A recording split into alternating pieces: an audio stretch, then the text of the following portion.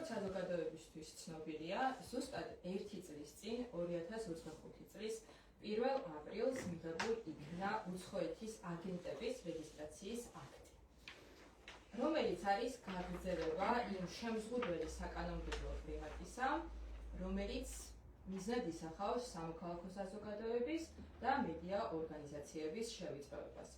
ეს კანონი არღვევს საქართველოს კონსტიტუციას, საქართველოს საერთაშორისო ხელშეკრულებებს ადამიანის უფლებების სფეროში და მიზნად ისახავს დამოუკიდებელი სამოქალაქო საზოგადოების და მედიის გაჩვენებას, დისკრედიტაციას და დევნას, მათ შორის სისხლის სამართლებრივი პასუხისმგებლობის დაკისრების ფორმით.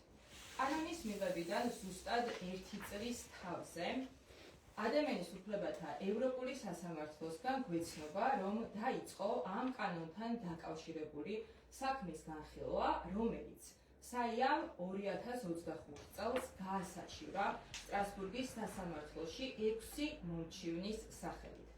კერძოდ 3 ორგანიზაციის, საქართველოს ახალგაზრდა იურისტთა ასოციაციის და მედია ორგანიზაციების სტუდია მონიტორისა და საქართველოს ამბების სახელით, ასევე 3 ფიზიკური პირის სახელით, რომლებიც ორგანიზაციის ხელმძღვანელებს წარმოადგენენ. ევროპულმა სასამართლომ საქმე წარმოებაში საიას მიერ წარდგენილ ყველა მუხლთან მიმართებით მიიღო. კერძოდ, საჩივარში საია დაობს გაერთიანების თავისუფლების, გამოხატვის თავისუფლების, სამართლებრივი დაცვის ეფექტიანი საშუალების უფლების, დისკრიმინაციის აკრძალვის და რაც ყველაზე მნიშვნელოვანია, უფლებების შეზღუდვათა გამოყენების ფარგლებთან დაკავშირებით.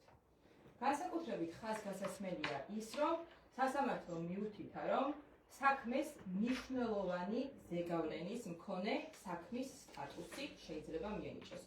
ეს ნიშნავს იმას, რომ სტრასბურგის სასამართლო საქმეს პრიორიტეტულ რეჟიმში განხილავს, რადგან იგი ეხება ფუნდამენტური მნიშვნელობის სამართლებრივ პრობლემას და ამ საქმეზე მიღებული გადაწყვეტილება გახდება პრეცედენტული არა მარტო საქართველოსთვის, არამედ ევროპის საბჭოს წევრი სხვა სახელმწიფოებისთვის.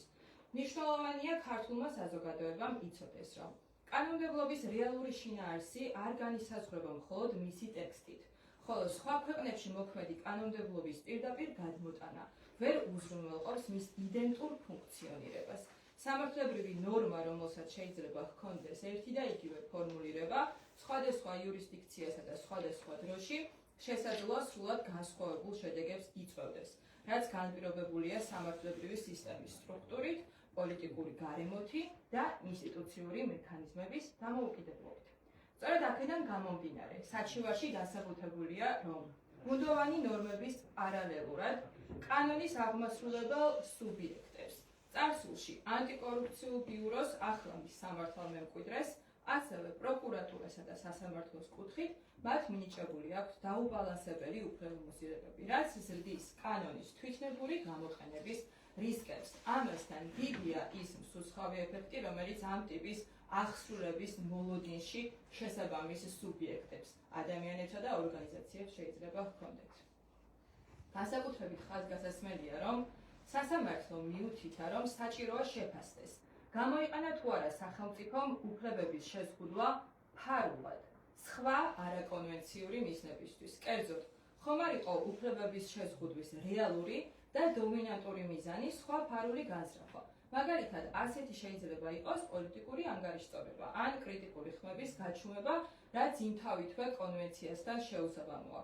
ის, რომ ეს ასეა, დასტურდება არაერთი სხვა საერთაშორისო მექანიზმის შეფასებით, რომლებმაც დეტალურად მიმოიხილეს ის შემზღუდველი საკანონმდებლო სივრცე, რომელიც საქართველოში სამოქალაქო და მედია ორგანიზაციების წინააღმდეგ 2024 წლიდან მოქმედებს.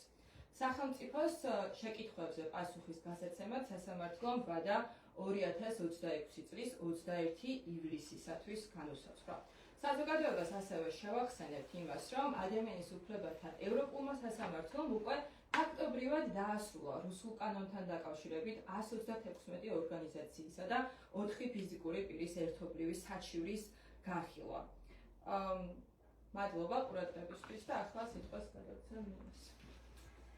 მოგესალმებით, ჩემთვის ორი რამ არის ძალიან მნიშვნელოვანი ამ სტრასბურგის სასამართლოს მიერ დაგეგმულ ნაბიჯებში. პირველი ის, რომ ძალიან სწრაფად მოხდა რეაგირება და ჩვენ არ მოგვიწია წლებით ლოდინი, იმიტომ რომ ამით მე დავინახე, რომ სტრასბურგის სასამართლო ხდება და იცის, რომ შესაძლებელია ისეთი რეაქცია მოხდეს ამ კანონს და იმდენი მედია გაანადგუროს სანამ წლები გავა, რომ მათ გადაწყვეტეს ძალიან სწრაფ რეჟიმში მიიღონ გადაწყვეტილებები, რამდენადაც ეს შესაძლებელია და ეს სწრაფი არის ჩვენთვის ძალიან დიდი მხარდაჭერა, იმიტომ რომ რაც უფრო სწრაფად განიხილავენ, მე ღრმად დარწმუნებული ვარ, რომ მით უფრო ბევრი მედია გადარჩება,